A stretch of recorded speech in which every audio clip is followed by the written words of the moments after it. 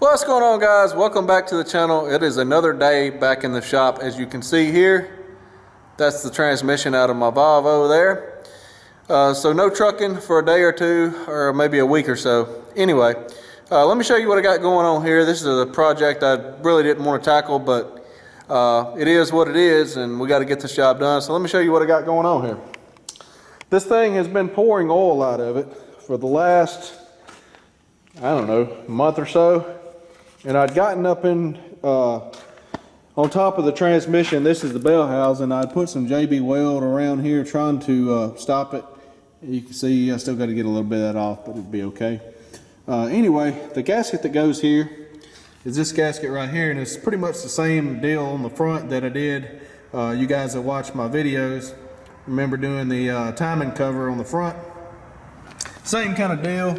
Gasket's got this little rubber thing in it. It was leaking out of these corners here on each side, and running down each side of the block here and on the other side, and it was just absolutely pouring oil, and I was losing probably 2 gallons of oil and 300 miles or so, just pouring oil everywhere. Everything under the truck's coated in oil, and this is a pretty major project here.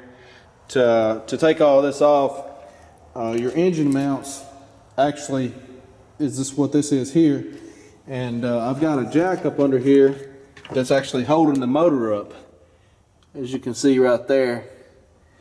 Your motor mounts mount on that plate that I've got off, and that's the back of the block right there, as you can see, and got a block of wood on the jack. That's all that's holding the motor up.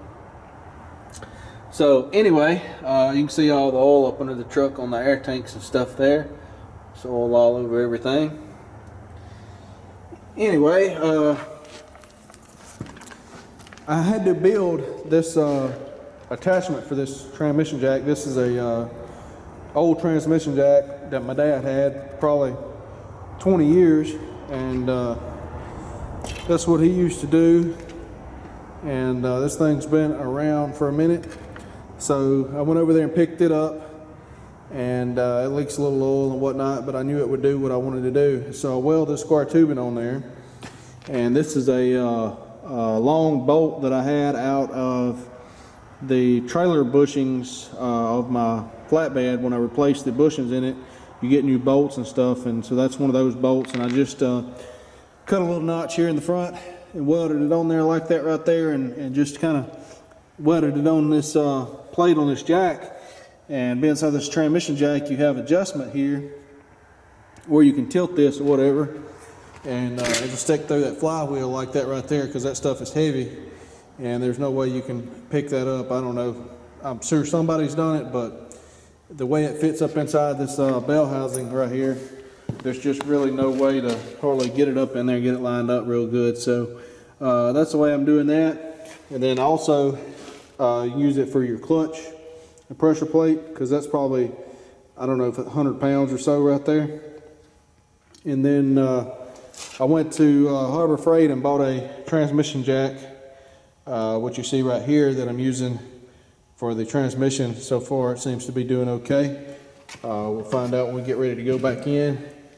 But got everything sprayed some white lithium grease right there on the throwout bearing and stuff, or not throwout bearing, but the sleeve, the shaft sleeve where the throwout bearing goes, and got it all strapped on there, getting ready to put this project back together. I've got a new rear main seal in this box here, and there's the new gasket from Cummins right there, and a new oil filter right there. So this is one of these projects I can't really do and film. Just gonna film this little section right here. It's pretty straightforward. It's just, there's no way you can get up under here and really do anything, have a camera and be able to do anything at the same time. But anywho, about to get started back on this and get it going back together, and hopefully that will stop my oil leak. Anyway, thanks for watching, you guys. I'm fixing to get back started on this project and try to at least get this bell housing adapter thingy right here bolted back up to the block, hopefully. And then it might be tomorrow before we get the transmission back in there. So anyway, thanks for watching.